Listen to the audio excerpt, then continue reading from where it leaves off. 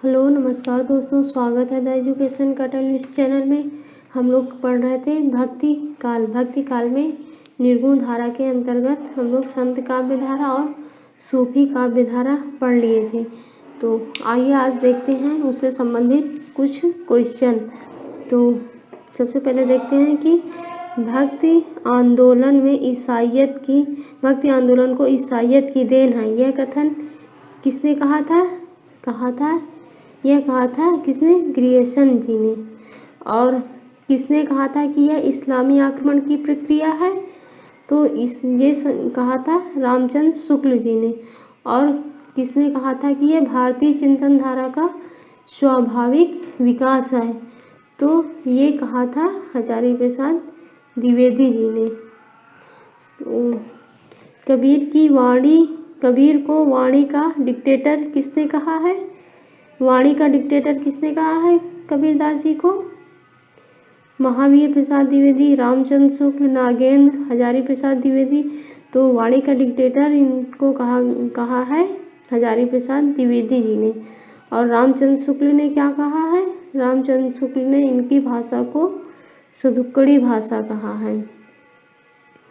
और आइए आगे देखते हैं।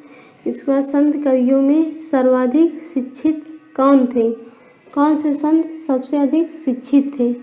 तो सबसे अधिक जो शिक्षित थे वो कौन थे? सुंदरदास। ये हमने बताया था ना, सुंदरदास जी थे। और रामचंद्र शुक्ल ने कबीर की भाषा को क्या कहा? अभी हमने पीछे बताया कि रामचंद्र शुक्ल ने कबीर की भाषा को क्या कहा? सदुक्कड़ी भाषा। और फिर इसके बाद पंचमेल खिचड़ी किसने कहा? यहाँ पे सदुक्कड़ी है। पंचमेल खिचड़ी कहा है श्याम सुंदर दास जी ने। फिर अगला क्वेश्चन देखते हैं। संत काव्य में किस रस की प्रधानता है? संत काव्य में शांत रस की प्रधानता है। और कौन सा कवि है यहाँ पे? कौन सा कवि समाज सुधारक पहले, भक्त और कवि बाद में है? तो ये किसके संबंध में कहा गया है? ये कहा गया है कबीरदास जी के संबंध में। तुलसीदास जी को क्या कहते हैं? इनको लोक नायक के नाम से जानते हैं। और फिर आगे देखते हैं क्वेश्चन क्या है। आचार्य रामचंद्र शुक्ल ने निर्गुण मार्ग का निर्दिष्ट प्रवर्तक किसे माना है? आचार्य रामचंद्र शुक्ल ने कबीरदास जी को माना है। किसको? कबीरदास जी को। नामदेव का संबंध किस प्रवृत्ति से है? नामदेव का संबंध सगुणोपासना से है कि निर्गुणोपासना से है कि सिद्ध साहित्य से है इनका संबंध कि सगुणोपासना से है कि निर्गुणों दोनों से? तो इनका संबंध दोनों से है, सगुण और निर्गुण दोनों से है। नामदेव कहाँ के थे? नामदेव जी महाराष्ट्र के थे। और इनका जन्म कब हुआ था? महाराष्ट्र के थे इनका जन्म। नामदेव जी का जन्म हुआ था 1135 ईस्वी में। और मृत्यु कब हुई थी? 1215 ईस्वी में। और इनकी रचनाएं कौन सी थी? मराठी में इनकी थी, मराठी में अभंग नाम से थी। और हिंदी में जो थी वो गुरु ग्रंथ साहब में संकलित थी। और इनके सगुण भक्ति के पदों की भाषा क्या थी? ब्रज थी। और निर्गुण पदों की भाषा इनकी थी नाथ पंथियों द्वारा गृहीत कौन सी? सदुक्कड़ी थी। क्या थी? सदुक्कड़ी। अब देखते हैं अगला क्वेश्चन क्या है। सुंदर विलास के रचयिता कौन है? तो सुंदर विलास के रचयिता हैं सुंदरदास जी। सुंदरदास जी क्या है संत कवियों में सबसे अधिक? ये सबसे अधिक पढ़े लिखे कवि हैं। क्या है? पढ़े लिखे कवि हैं, सबसे अधिक शिक्षित कवि हैं। अब देखते हैं अगला प्रश्न। श्रृंगार रस के घोर विरोधी कौन थे? संत। यहाँ पे है संत। श्रृंगार रस के घोर विरोधी संत कौन थे? सुंदरदास जी थे। अब देखते हैं अगला क्वेश्चन। साखी शबद रामायणी किसकी रचनाएं हैं? साखी शबद रामायणी ये किसकी रचनाएं हैं? ये हैं कबीरदास जी की। तो कबीरदास जी की इनका संपादन किसने किया था? इनका संपादन जो है धर्मदास ने किस नाम से किया था? बीजक नाम से। धर्मदास ने किस नाम से किया था? बीजक नाम से। कब किया था? बीजक नाम से कब किया था? 1464 ईस्वी में। और इनकी जो भाषा थी, रामायणी की भाषा क्या थी? रामायणी की भाषा थी इनकी ब्रज भाषा और पूर्वी बोली। और शबद की क्या थी? ये इसकी भी ब्रज भाषा और पूर्वी बोली थी। और इसके बाद आती है रामायणी। रामायणी की क्या भाषा थी?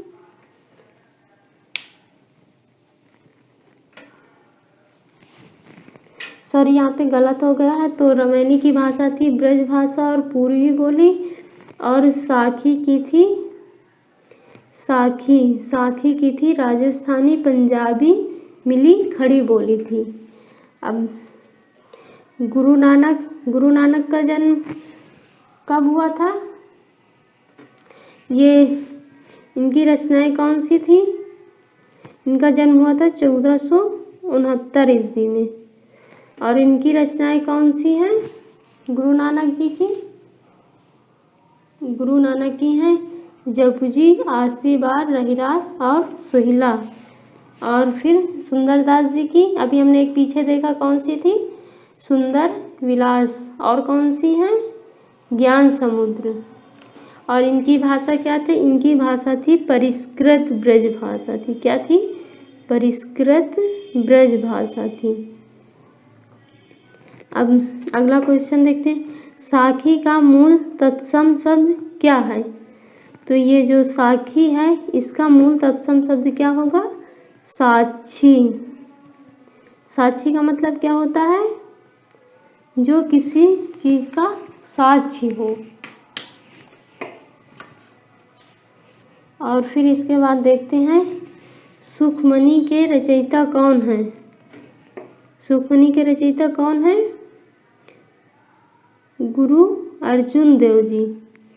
कौन है सुखमणि के रचयिता? अर्जुन देव। आखिरी बार रहीरास है यहाँ पे। आखिरी बार रहीरास और सोहिला, ये किसकी रचनाएं हैं? यहाँ पे आखिरी आसदी बार है। आसदी बार, सोहिला, रहीरास, ये किसकी रचना है? गुरु नानक जी की है। और दादू दयाल की कौन सी रचनाएं हैं? दादू दयाल की हैं हरडेवाड़ी, अंगवधु, और कौन सी हो गई? काया बोली। अब देखते हैं अगला क्वेश्चन क्या है। कबीर की पत्नी का क्या नाम था? तो कबीर की पत्नी का क्या नाम था? लोई। यहाँ पे सुरचना सुलक्षणी देवी है, सुलक्षणी देवी। और कमाली किसका नाम था? कमाली इनके पुत्री का नाम था। और पुत्र का क्या नाम था? कमाल। फिर इसके बाद बीजक में किस कवि की रचनाएं संकलित हैं? किस कवि की रचनाएं संकलित हैं? वो हैं कबीरदास जी। किसकी? कबीरदास जी की। और फिर हरडेवाड़ी के रचयिता कौन है? हरडेवाड़ी के रचयिता हैं, अभी हम लोगों ने देखा, दादू दयाल जी। अब समाधि योग ग्रंथ किस संत कवि की रचना है? समाधि जो ग्रंथ है ये हरिदास निरंजनी जी की है। और इनकी कौन सी रचनाएं हैं? हरिदास निरंजनी जी की। तो और रैदास को क्या माना जाता है? रैदास मीरा के उदय गुरु माने जाते हैं। क्या माना जाते हैं? मीरा जी के उदय गुरु। और जो मलूक दास हैं, इनकी कौन सी रचनाएं हैं? इनकी हैं रत्न खान, ज्ञान बोध, ज्ञान परोक्ष, रत्न खान,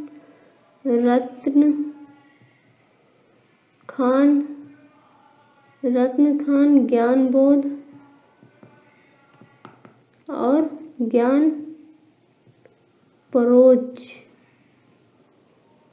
और इसके बाद कौन सी हैं? ये किस भाषा में है? ये इनकी तीनों अवधी भाषा में लिखी हैं। और फिर इसके बाद आती है भक्ति विवेक, फिर 12 खड़ी और ब्रज लीला और ध्रुव चरित। ये किस भाषा में है? ये ब्रज भाषा में है। तो आइए देखते हैं अगला क्वेश्चन। सूफी काव्य परंपरा की सर्वप्रथम रचना है? कौन सी रचना है? सूफी काव्य परंपरा की सर्वप्रमुख रचना कौन सी है? पद्मावत, जायसी की पद्मावत। किसकी है? जायसी जी की। माता प्रसाद गुप्त ने किस ग्रंथ को लोर कहा या लोर कथा कहा है? किस ग्रंथ को कहा है?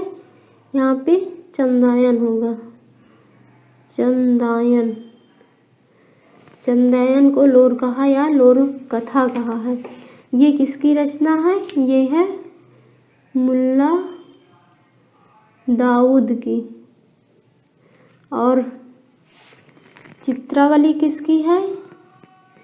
चित्रावली है उस्मान की। किसकी है? उस्मान जी की।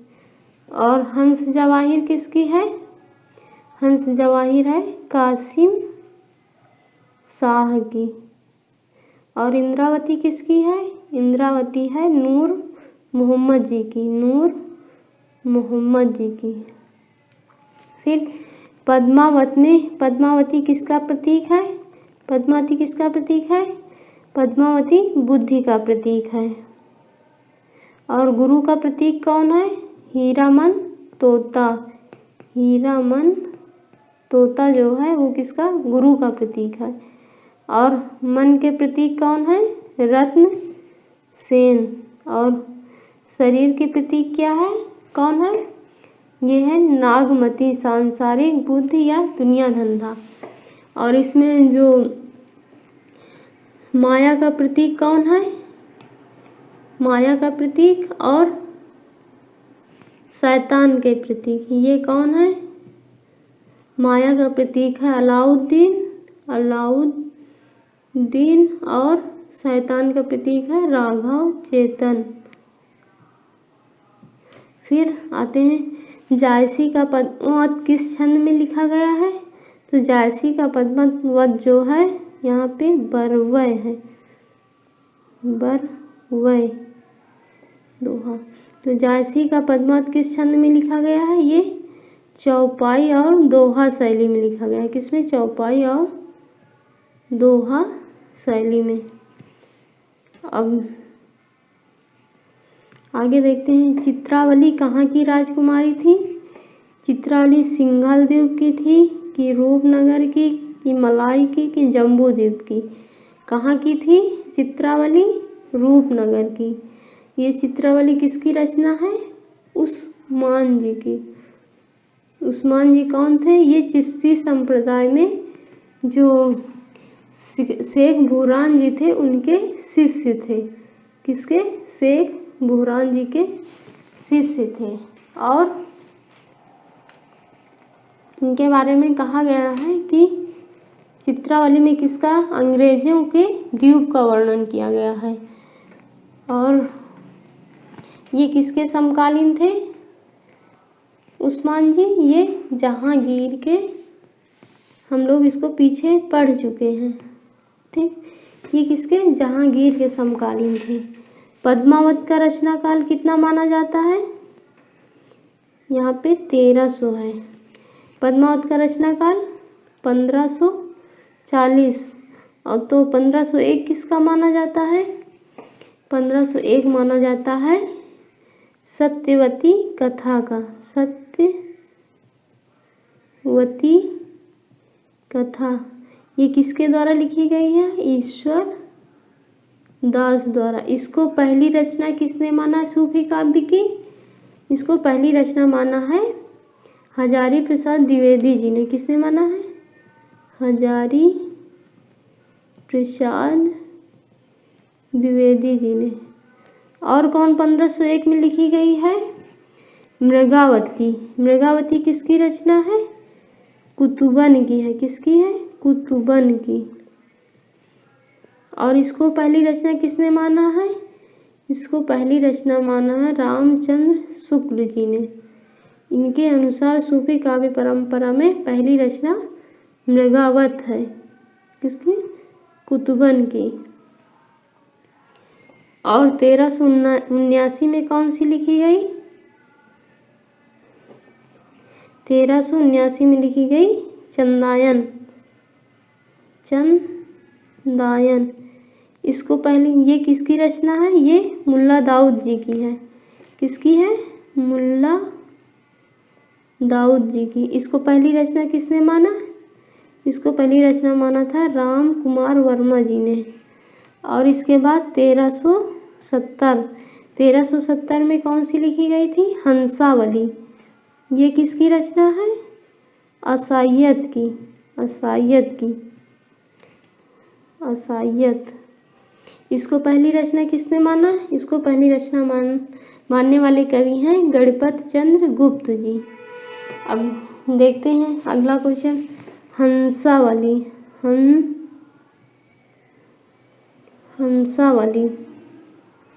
हंसावली की राजकुमारी कहाँ की थी? हंसावली की राजकुमारी कहाँ की थी? यहाँ पे पाटन होगा। कहाँ की थी? पाटन की थी। और इसमें किसकी कथा का वर्णन किया गया है? विक्रम बैताल की कथा का। और हंस जवाहिर के रचयिता कौन है? अभी हमने पीछे बताया हंस जवाहिर के रचनाकार कौन है? हंस जवाहिर के हैं कासिम शाह। और नूर मोहम्मद की कौन कौन सी हैं? नूर मोहम्मद की हैं इंद्रावती और अनुराग बांसुरी, जो कि किस भाषा में लिखी गई हैं? अवधी भाषा में। अवधी में। इनकी जो अनुराग बांसुरी है वो उसका छंद क्या है? बरवय। कौन सा है? बरवय छंद में लिखी गई है। कौन सी? अनुराग बांसुरी। अनुराग बांसुरी। और मंझन की कौन सी रचना है? मंझन। यहाँ पे झा होगा।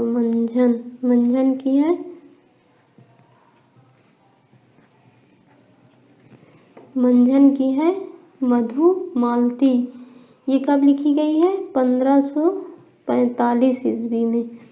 और किस भाषा में? अवधी भाषा में। इसमें कौन से छंद का प्रयोग किया गया है? इसमें दोहा और चौपाई का प्रयोग किया गया है। अब देखते हैं अगली रचना। लखम सेन पद्मावती के लेखक कौन है? लखम यहाँ पे माँ है। लखम सेन पद्मावती के लेखक कौन है? दामोदर कवि हैं। ये कब लिखी गई थी? 1459 ईस्वी में। और किस भाषा में थी ये? राजस्थानी भाषा में। इसमें किस छंद का प्रयोग किया गया था?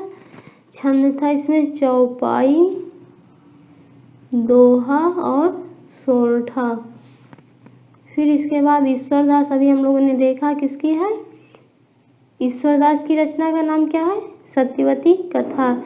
और फिर इसके बाद अगला क्वेश्चन देखते हैं।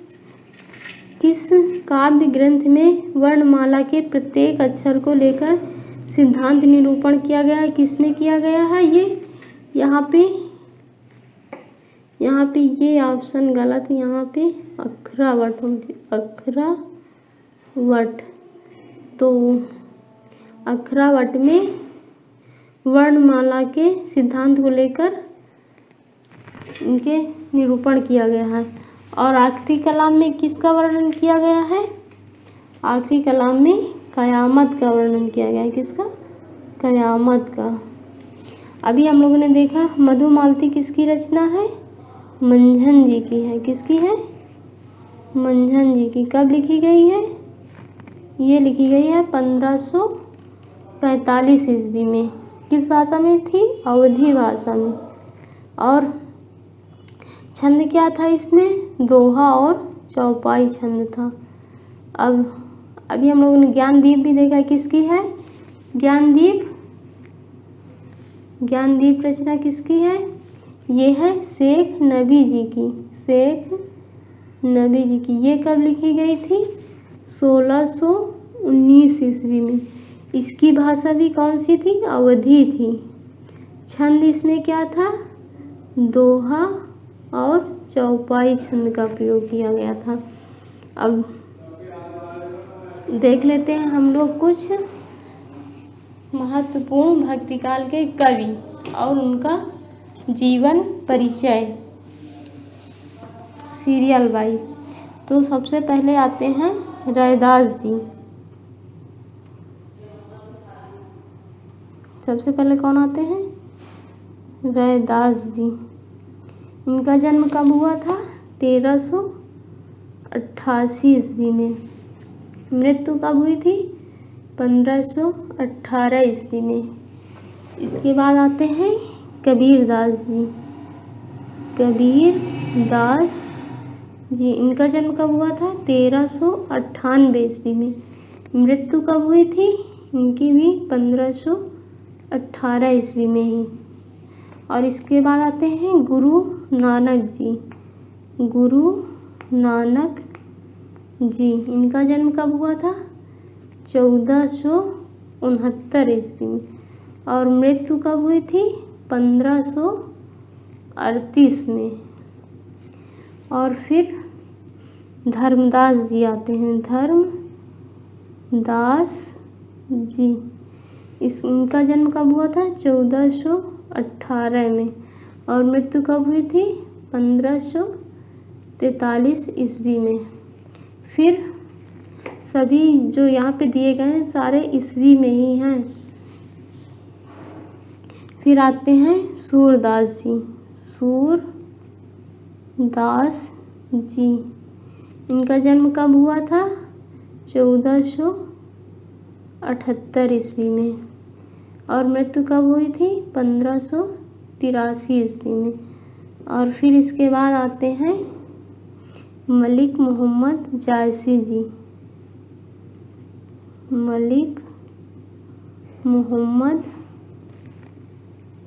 जायसी, इनका जन्म कब हुआ था?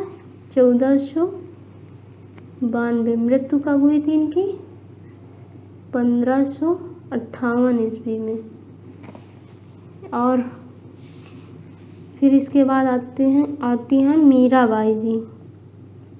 मीराबाई, इनका जन्म कब हुआ था? 1504 ईस्वी में।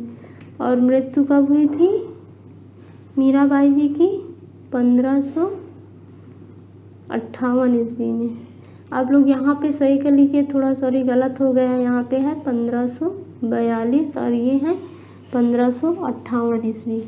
अब आते हैं तुलसीदास जी। तुलसीदास जी, इनका जन्म कब हुआ था? 1532 ईस्वी में। और मृत्यु कब हुई थी? 1623 में। फिर दादू जी आते हैं। दादू, जिनका जन्म कब हुआ था? 1544 ईस्वी। मृत्यु कब हुई थी? 1603 ईस्वी में। इसके बाद आते हैं रहीम दास जी। रहीम दास जी, इनका जन्म कब हुआ था? 1553 ईस्वी। मृत्यु कब हुई थी? 1626 ईस्वी में। फिर आते हैं केशव दास जी।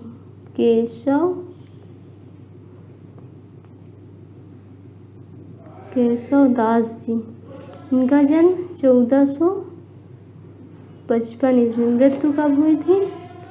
1617 ईस्वी में। इसके बाद आते हैं सुंदर दास जी। इनका जन्म कब हुआ था? 1596 में। और मृत्यु कब हुई थी?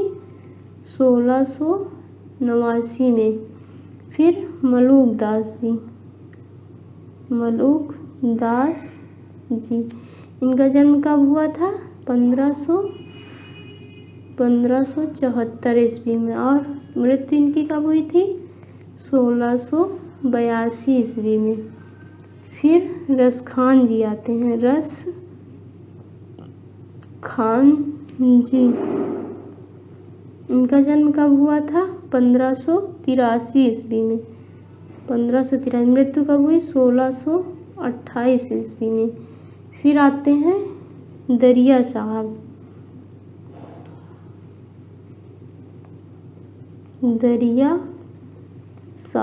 इनका जन्म कब हुआ था? 1674 ईस्वी में। और मृत्यु कब हुई थी? 1780 ईस्वी में। ओके, तो उम्मीद है आप लोगों को ये समझ में आ गया होगा। आप लोग इनके जन्म ज़रूर याद कर लीजिएगा। तो मृत्यु तो कोई इम्पोर्टेंट नहीं है, लेकिन जन्म ज़रूरी है, क्योंकि कभी कभी सीरियल लगाने के लिए पूछ लिया जाता है। उम्मीद है आप लोगों को ये समझ में आ गया होगा। अगर कहीं पे कोई प्रॉब्लम हो रही है तो उसे कमेंट बॉक्स में अवश्य लिखें। हम उसे अगले वीडियो में उसका समाधान अवश्य करेंगे। धन्यवाद।